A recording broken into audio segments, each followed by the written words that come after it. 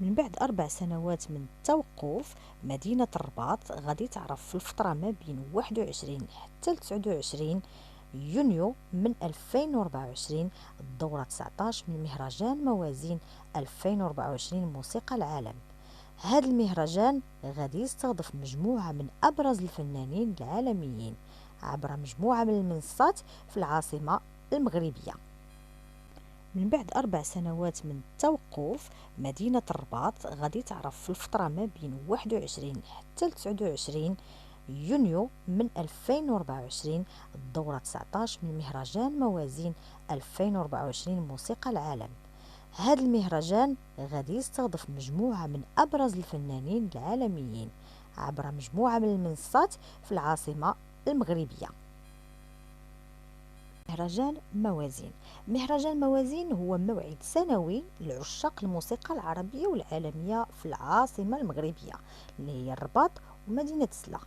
تم التأسيس ديالو في عام 2001، وتمكن المهرجان باش يتنظم ما بين شهر مايو ويونيو باش يجذب ألمع النجوم في الساحة الموسيقية، بالإضافة إلى توفير منصة قيمة الموسيقيين والمغنيين المغاربة خاصة الشباب لعرض مواهبهم.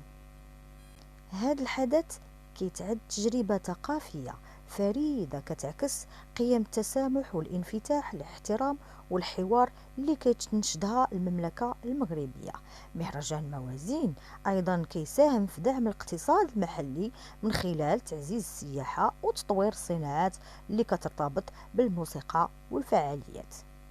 في عام 2013 سجل مهرجان موازين رقم قياسي عالمي بحضور أكثر من 2,400,000 ألف زائر، إضافة إلى 30 مليون مشاهدة عبر القنوات العالمية، اللي خلاه يحتل المرتبة الثانية كأكبر مهرجان في العالم حسب ما تصنفته شبكة الMTV الأمريكية.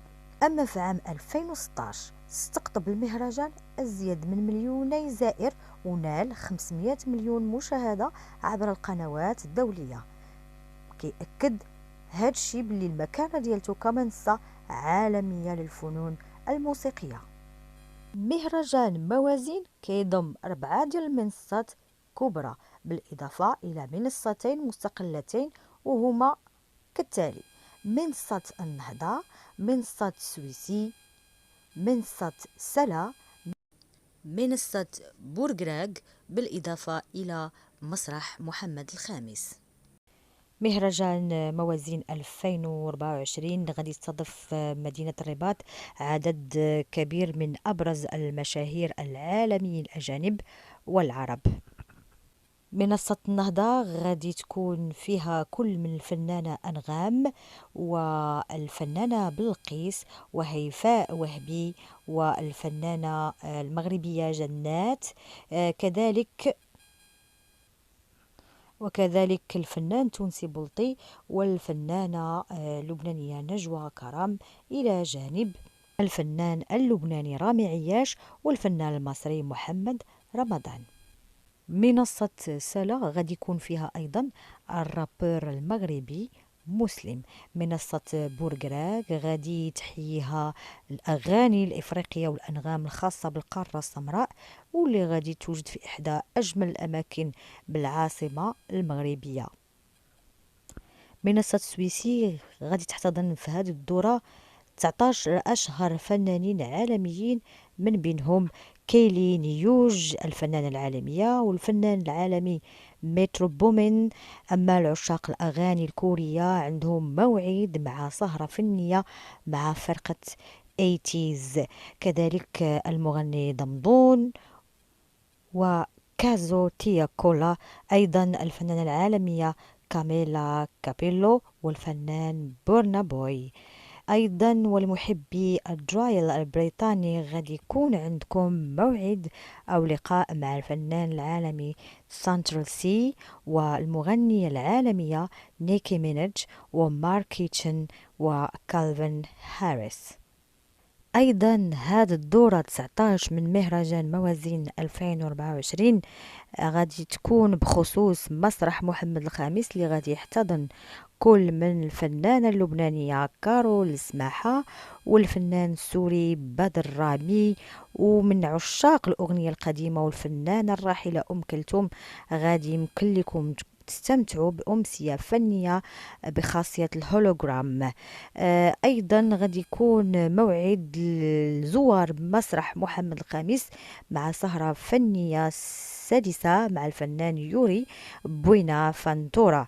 كذلك الفنان عبير نعمة اللي غتكون ضمن فعاليات مهرجان موازين بمسرح محمد الخامس. أيضا الفنان اللبناني مروان خوري، والفنان العالمي جورجيرو، والفنان العالمي غريغوري بورتر، والفنانة المغربية سميرة سعيد، والفنان المتألق آدم. وعلى سبيل المثال الفنانة نوال الزغبي انضمت مؤخرا إلى قائمة نجوم المشاركين في مهرجان موازين، والحفلة ديالها غادي تكون يوم 25 يونيو من هذا الشهر. أيضا شمس الأغنية اللبنانية نجوى كرم غادي تكون إن شاء الله مشاركة في مهرجان موازين، وغادي تلقى مع الجمهور المغربي في مدينة الرباط ضمن فعاليات موازين 2024 وعلى مسرح منصة النهضة مساء يوم 27 يونيو. اما النجمه انغام غادي تحيي الحفله ديالها في 21 يونيو على منصه النهضه، وفي نفس اليوم غادي تحيي المطربه كارول سماحه الحفله ديالها على المسرح الوطني محمد الخامس. وكتقول المصادر الإعلامية أن كل هاد الفنانات اللبنانيات كيروجوا الموعد لحفلاتهم بالمهرجان العالمي واللي كيضم نجوم ونجمات كبار من معظم الدول العربية.